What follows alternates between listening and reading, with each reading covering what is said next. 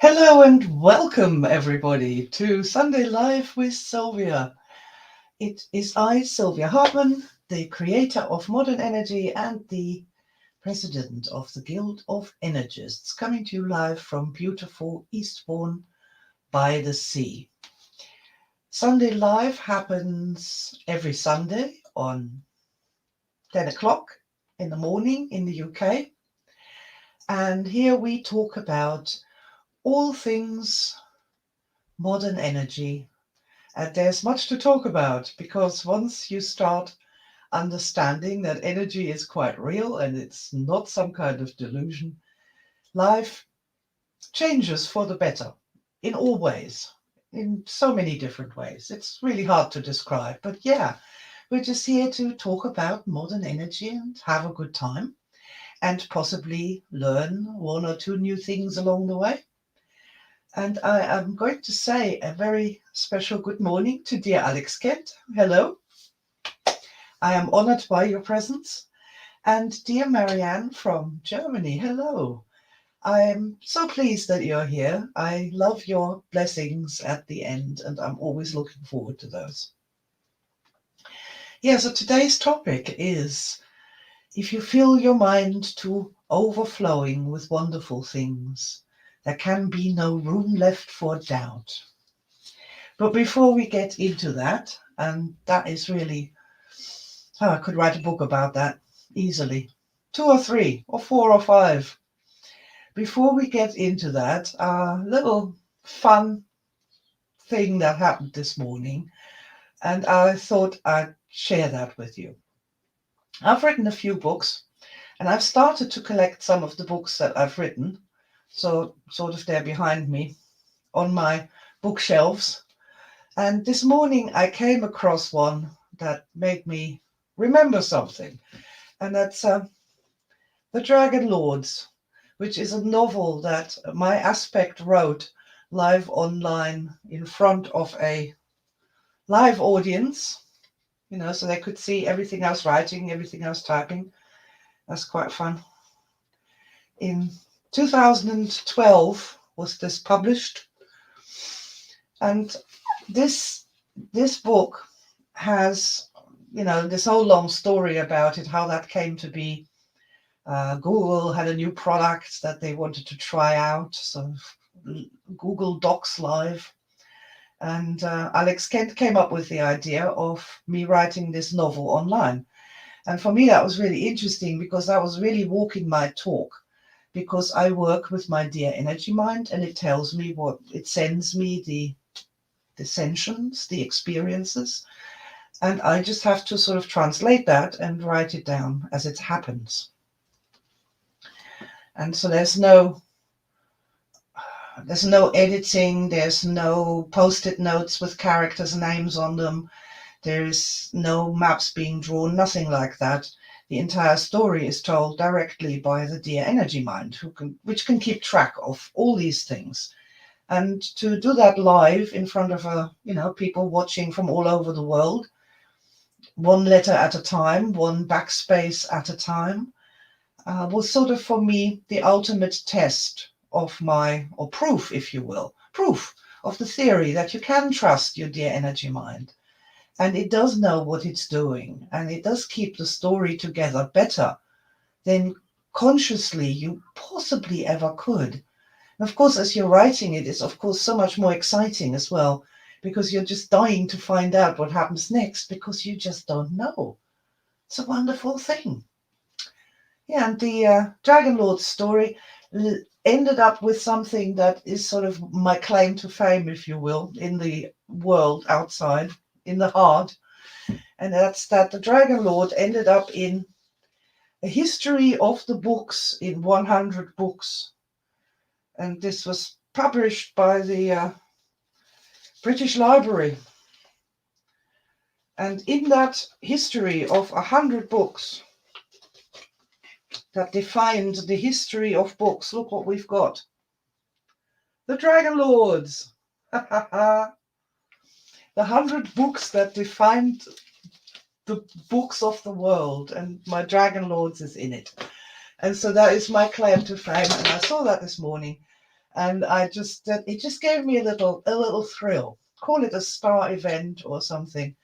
You know, it's just so rare that I get some acknowledgement for the things that I do in the outside world, in the world where, you know, where there's such a thing as a British library that makes a book about the 100 books that changed the world. It's so rare. It really is. It's super rare. Individual people tend to get what I'm talking about, but the so-called mainstream generally doesn't acknowledge my contribution. But in this case, it did, and that's kind of groovy and enjoyable. And it cheered me up this morning. I needed cheering up. There's a lot of chaos and confusion going on. I've got the builders outside, destroying the old porch and building a new one. And I'm like, hey people, I'm live streaming to a worldwide audience at 10 o'clock. So at this morning, there's a bunch of builders with cups of teas sitting just outside the front window, looking at their watches and waiting for me to finish Sunday Live. Ha! Oh, fun and games. Okay, yeah, so shall we get into it? Shall we get into it? If you fill your mind to overflowing with wonderful things, there can be no room left for doubt. This quote sums up an experience of mine. I had a few life-turning events in my life, and this was really high up there. It probably the number 2 life-turning event in my entire life. And that's saying something because I had quite a few with one thing and another. I just need to back up here. I need to respond to Alex. I love the Dragon Lords project. It was so cool when Google phoned me up saying it was a great idea and they were going to help with the promotion. Yeah, and we got to go into Google headquarters in London and all sorts and see what they get up to. And it was fascinating. It was an amazing experience. It's amazing what happens when good minds get together and there is an opportunity or a moment in time. There was this one moment in time where this was possible, and we were there. And I love that. It's beautiful. Oh, being in the right place at the right time, best thing ever. Yeah, so the story behind this quote. So in 2009, I was really sick. I was very, very ill. This had started in 2008 and just got consecutively worse and worse and worse and worse. And by the time we got to 2009, I sort of had decided I was going to die. I was pretty sure I was going to die, which was interesting. Interesting thing. And I wrote Infinite Creativity at that time, sort of as my autobiography, just to note down what had happened in my life up until that point. And yeah, that's why I wrote Infinite Creativity at that time. I thought it was all over.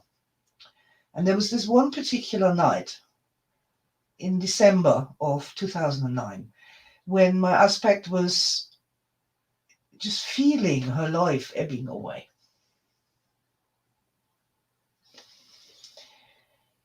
It really felt nice, really peaceful.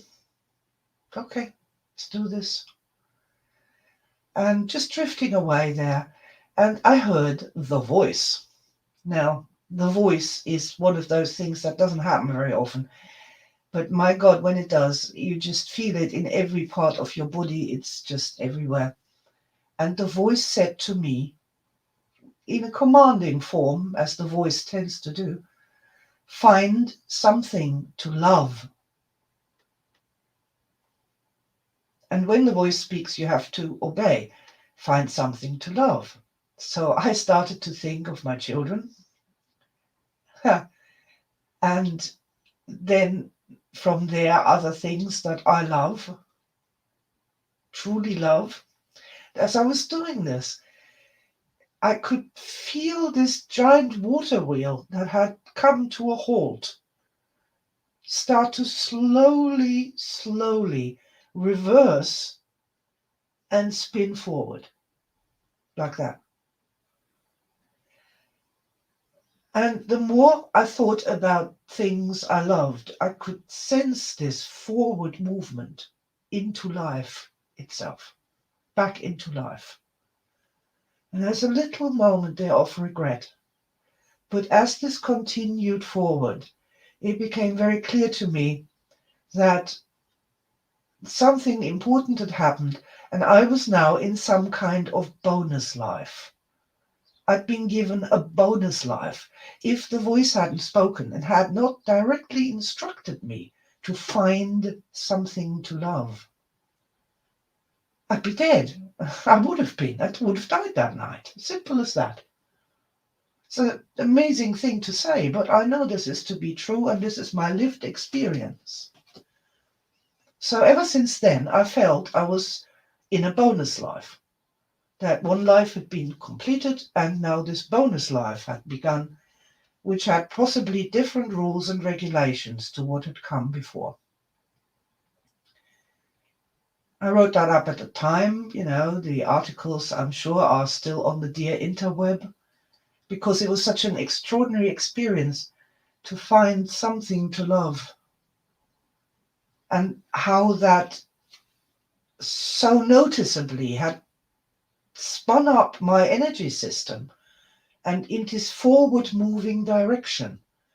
And there was this total, I don't know, breakthrough understanding that love is something that you do, that comes out of you, that is a fountain that rises up and comes out of you and falls onto things and people and existences.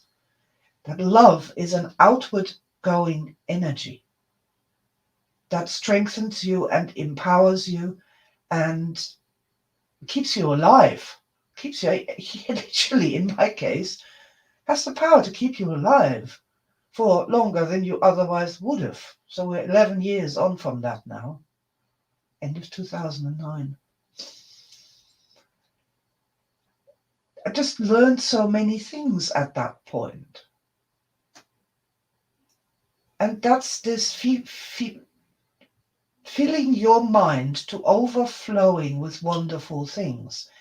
And here we come to the power of our conscious mind to decide which way to go, where we're going. And we can decide that. We do have that power. We do lose it when we get too low on energy. This is true. So if somebody's really, really stressed and freaked out or worried or nervous, they lose the power to control their mind. That's a part of it. It's a natural part of this descending into chaos and catastrophe. It's just quite natural. But there's one thing that does override that, even in states of deep stress. And that's that instruction.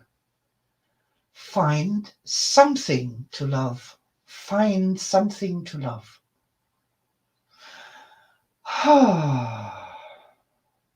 Yeah. Good morning, dear Linda and dear Ilka. Wonderful that you're here with me. I've just realized that the sound quality this morning probably isn't as good as it should be, because in all the stress and chaos, I have forgotten to place the microphone where it's supposed to be. So I'm going to just do that here. Here we go. There's the microphone. And I apologize for that, but this is what happens when there's stress and chaos, isn't it? With the builders and the noises and the knocking and the time. Apologize for that, but let us move on. Let's find something to love. That instruction to find something to love, that is the big safety anchor. That's the thing that can save you, even when you really are down in the dumps and you're thinking, nobody loves me, the world would be better off without me, everything is chaos, the environment is melting down, everything's terrible. It's terrible. Nobody loves me. That's okay. It doesn't matter. You find something that you love. Find something to love. What do you love? And that essential reversal to actively find something to love is absolutely the genesis for everything that happened in modern energy from 2010 onward. It's the absolute genesis for everything that happened then. This turning away from the endless chasing of the trauma, turning away from letting clients talk for hours and hours about how terrible it was. And rather than, moving them forward to a healing solution with all speed and as quickly as possible. The evolution from old EFT to energy EFT, and from energy EFT to positive EFT, and then to modern energy tapping. All those things, and including the wonder that is Star Matrix, was all encapsulated in that moment when I was told to find something to love. That's the way forward. That's the way out. It's not to waiting for other people or for organizations or the government to start loving us. That's the way, that's how we get stuck in that fish tank of insanity. That's how we get stuck. The way out is for each one of us to evoke the power of love, and that is done by finding something to love and experiencing that lifting, that joy that brings. It's the most wonderful thing. And the quote, if you fill your mind to overflowing with wonderful things, there can be no room left for doubt. It's absolutely true. And obviously, the easiest thing is to use star memories. Like when I started thinking of my children, those were clearly star memories of the most intense moments of love that I had known. And they filled my mind. My mind was filled with those memories, those feelings, those colors, those movements, those sounds. It was entirely filled with that radiance. And there is then no doubt. There cannot be, because doubt and pain and fear and suffering, these are all absences of the light. So this is so foundational, it's fundamental to understand that loving is something that we do, that we learn to do, that we get better at. The more you do that, the more it happens. Practicing loving is that filling your mind to overflowing with beautiful things. Now, whatever it is that you think is beautiful, that that really does that does fill your mind, and all that's left is radiance. That's just such a beautiful thing. Oh, Ilka says, I believe this sentence saved already so many lives, including my own. I gave it as a concept to each single client person I meet, and there are so many ways to say it. Yeah, there's many different ways to say it, and we need many different voices to say it in their own way. I have always known that I can't speak to the people of the earth. There's so many people who will reject listening to me for whatever reason, because I'm German or because I'm the wrong race or the wrong age. I'm too old or too young. I used to be too young for people to listen to me. Now I'm too old for people to listen to me because I'm not an authoritative man, or because I'm from the Western world, or whatever reason, because I talk the way I do, because I am kind of unique, shall we say, in the way I express myself and in the way I live my life. There are many people who won't listen to me, they won't hear me, they won't understand me. What I need is exactly what Ilka just said, is for other people to tell that story in their own words to the people who will listen to them and explain it in their own words. That's what we need to have many, many more people know how these simple and fundamental things that for some obscure reason I was never taught as a child, and I never found really in personal development the real true power of the positives. Whew. The real power of love is just extraordinary, is extraordinary, really miraculous in its own way. Yeah. So I think there's also, see, I found this quote the other day when I was looking for something to post on social media, and it sort of really hit me. I've seen it 1,000 times before, I've quoted it 1,000 times, but on that day it really hit me again. Filling your mind to overflowing with wonderful things. Look, this isn't a remedy when somebody's on their deathbed. What are we filling our minds with on an ongoing, moment to moment basis? Are we filling our minds with worry, with fear, with anger, with snarkiness, sarcasm, or whatever? Could we, there's plenty of space there in the day and in the night to be being more proactive with filling our minds with wonderful things, with beautiful things, with miraculous things. The Star Matrix Project, to get people to write down star memories in their book of stars and to sharing them with other people, is definitely a way to fill our minds with better things than we did when all we remembered was trauma.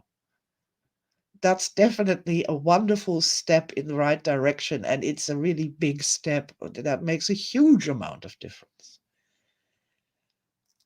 But it really is more about becoming more aware in our everyday lives. This is where the action is. We may go and do our therapy sessions with somebody or our meditation sessions, and we have our special times for things.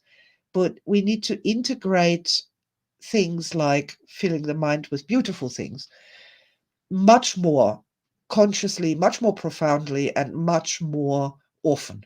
Often, I'd say often. We're so used to just drifting around and doing things quite thoughtlessly, scrolling through social media feeds, cooking lunch, listening to the news, going shopping, worrying about the oil prices or whatever you do in your daily life. There are so many opportunities to refocus on beautiful things. Refocus on beautiful things.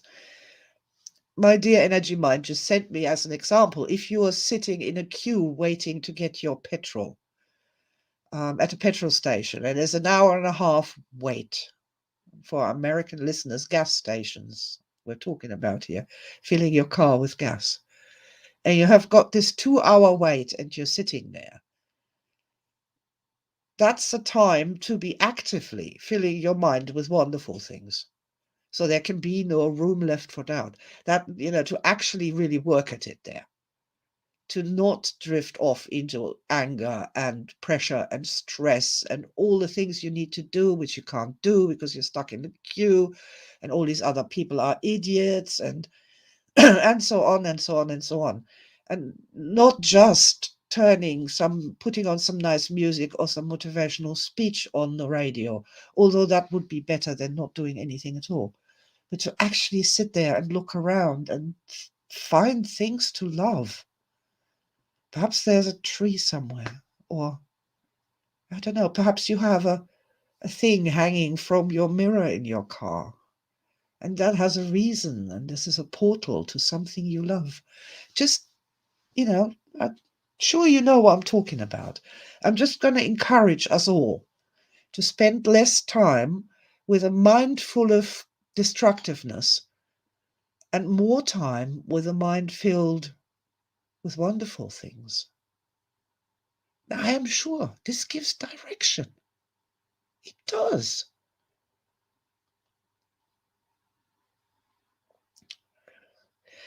I love your analogy of the water wheel, which signifies to me the reverse polarity. Yeah, that was, we talk about reversed energy systems. We talk about it in theory, but to actually feel that, really, really feel that, this was going backwards and it slowed and stopped. And as I started to think of something to love, I could feel it going forward like that. It's an amazing experience. Wow. And it was like a giant water wheel, not a little tiny little thing, but it's just a huge water wheel, many times bigger than my physical size. Yeah. So, what ideas have you guys got to enact this more in daily life? So I came up with that thing with the petrol station there. To there's another thing to it. Yeah. While I talk, please put in the comments something that you think that where that would be particularly helpful to start taking more control of what we're thinking about. It's this thing about the everyday or the normal reality and all that.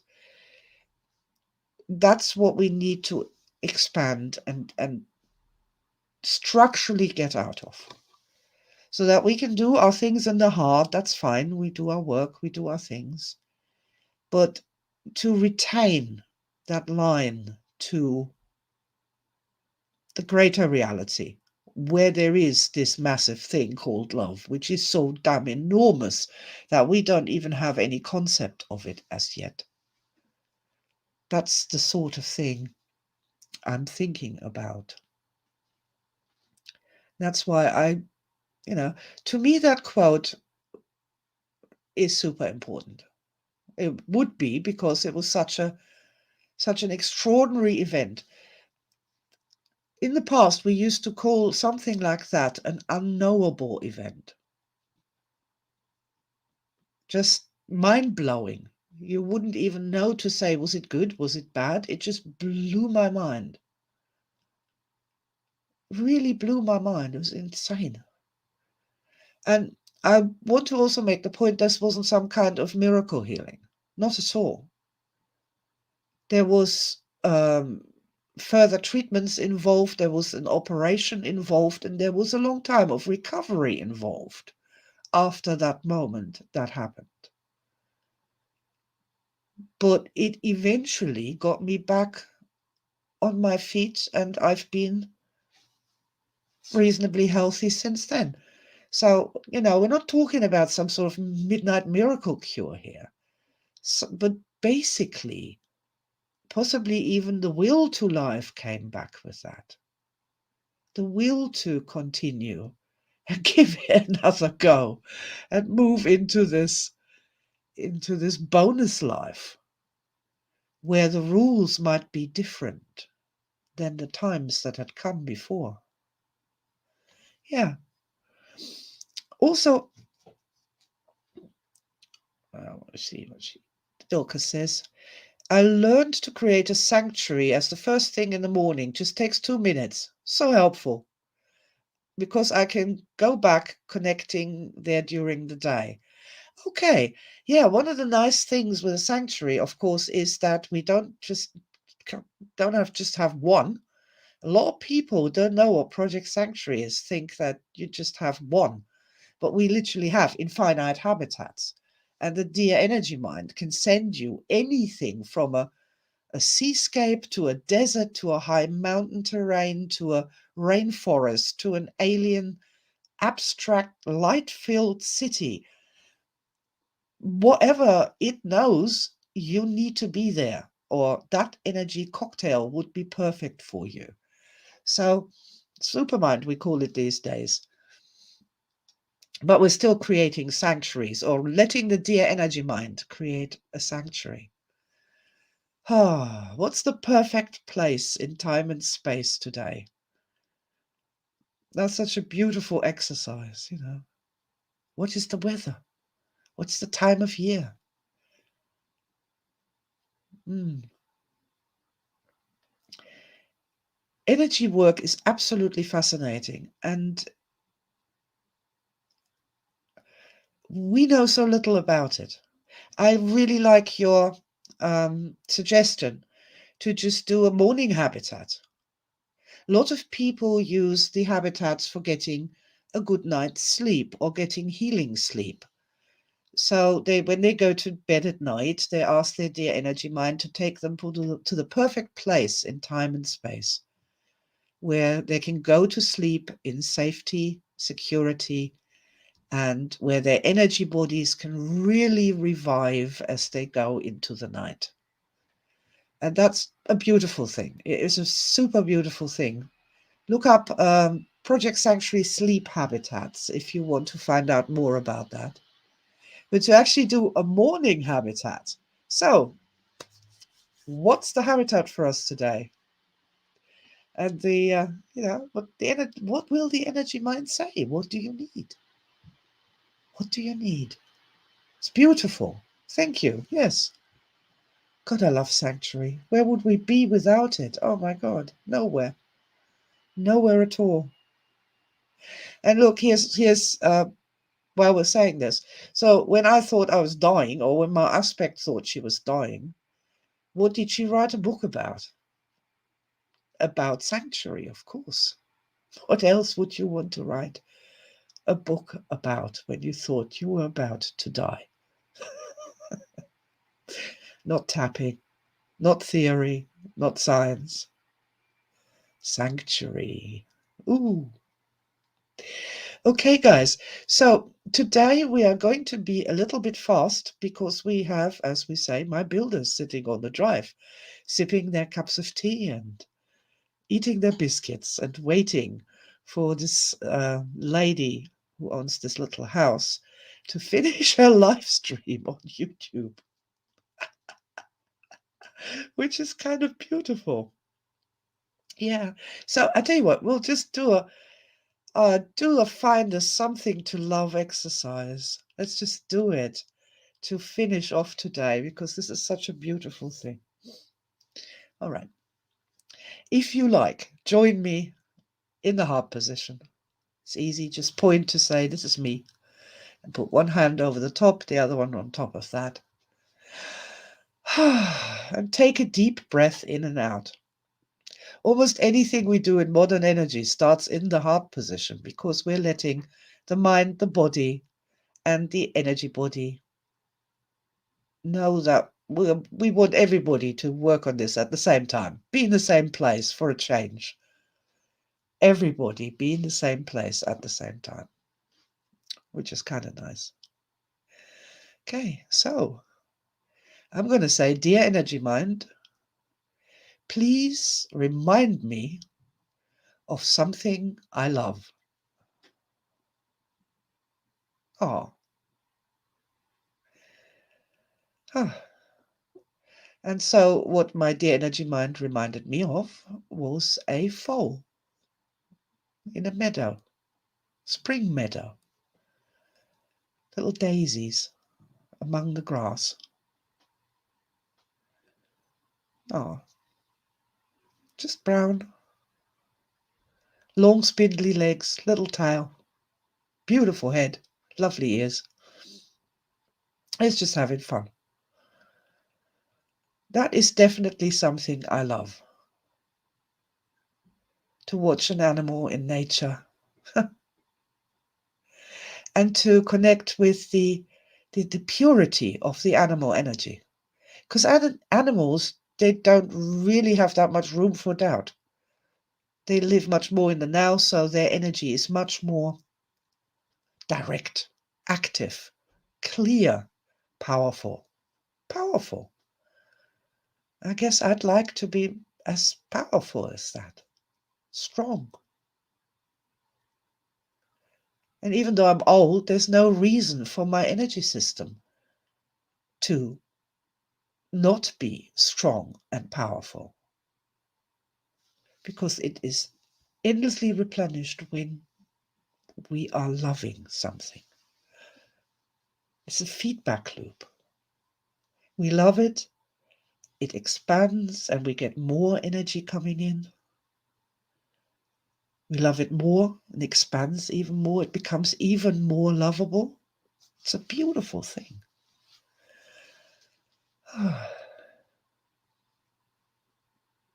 I hope you have found something that you love.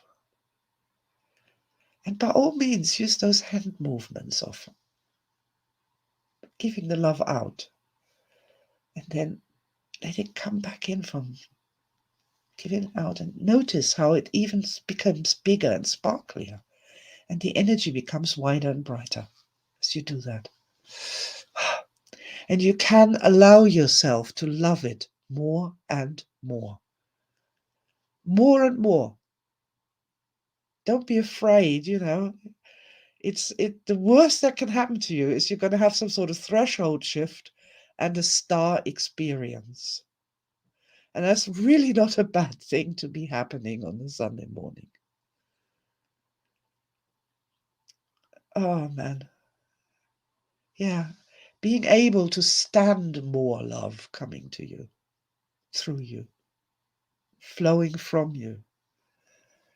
That's also a practice matter.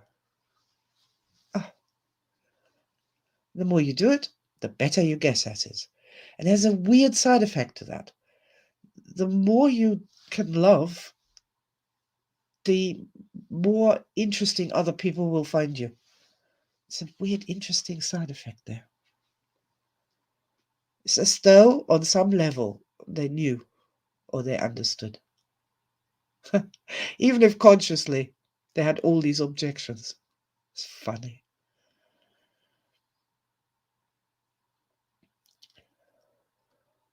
Ilka says, I got a strawberry cake placed on a table in a beautiful garden with a strawberry field, ready to be eaten with friends. Yeah, that's an energy cocktail, isn't it? I can actually taste the strawberries on my lips, and on my lips are actually tingling. And taste it on my funny, because they got these little hairs. When you bite into them, they make your lips tingle in a funny way. Cool. Yeah. Learning how to do things like that, to expand your ability to connect with colors and movements and shapes and sensations and scents and sounds, and have those become one rather than separate tracks. That's also just a life skill, isn't it? It's a life skill. It's a beautiful thing. Yeah, and I think this will be great to close with. I have got only a few moments left here.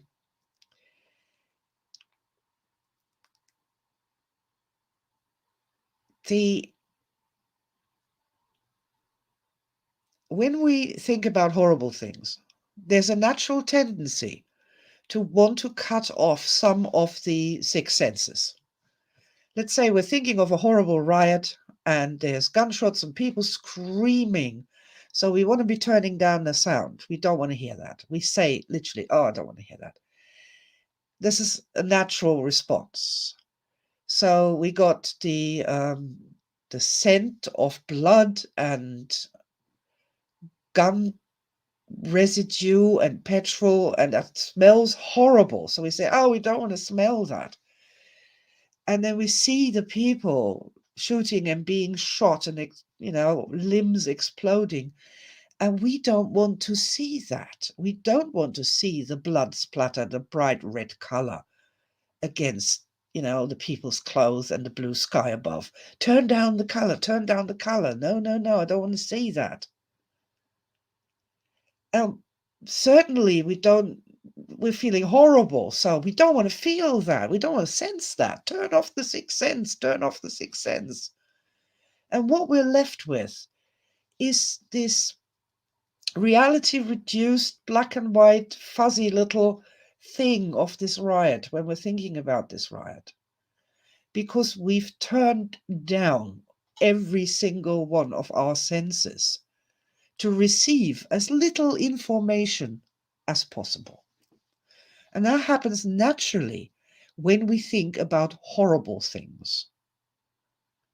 And that's cutting off your nose to spite your face, cutting down your senses, your sensory input, because there's important information coming in there that you need to live. When you're focusing on something you love, like Ilka's red strawberries on the table, first thing, so they're bright red, cool. Ooh, that's a good thing. Yeah, I'm loving that red. How wonderful, and so different shades as the light strikes it. Such a rich, wonderful, natural color. Turn it up, turn up the lights, man. And then the scent of the strawberry with the background scent of the field itself and the grass and the summer wind. Yeah, more. Give me more sensory information. And there's birds and rustling. There may be children who are laughing because they're picking strawberries in the background. Let me hear more. Expand it. More, more, more. And I feel so good. And I'm tasting the strawberries in my mouth and that tastes fantastic. Yes, I want to taste even more. Every little sort of note and scent of these particular strawberries on this one day, which will never come again. See, when we're connecting with beautiful things, with wonderful things, our senses naturally want to expand. And as a result, we have these full body experiences that are really healthy, that are really uplifting, and they are wonderful. And they're teaching us about our senses and putting them all back together into this one whole, as it should have been all along. And that happens when we focus on good things rather than endlessly focusing on trauma. The focus on trauma itself turns down your senses until you become eventually quite senseless. And when you're senseless, well, then you can spout all manner of nonsense. And it doesn't matter because nothing's real. Interesting, hey? Yeah.